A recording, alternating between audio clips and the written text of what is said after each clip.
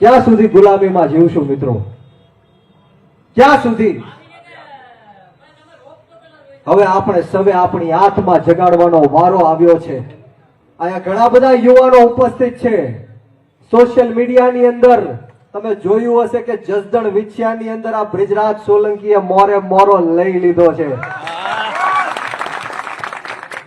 ત્યારે મારે આપને વાત કરવી છે કે જસદણ વિછિયાના ધારાસભ્યએ ગઈકાલે જ એક જાહેર સભાથી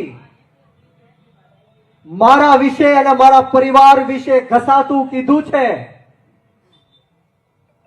પરંતુ હું એમને બીજે ક્યાંયથી નહીં પરંતુ જસદણ અને વિછિયાની ધરતી ઉપરથી હું જવાબ આપવા માંગીશ અને કરારો જવાબ આપવા માંગીશ અને એવો જવાબ આપવા માંગીશ કે આવનારા દિવસોમાં એને જાહેર જીવનમાંથી સંન્યાસ પણ લઈ લેવું પડશે. યાદ રાખજો.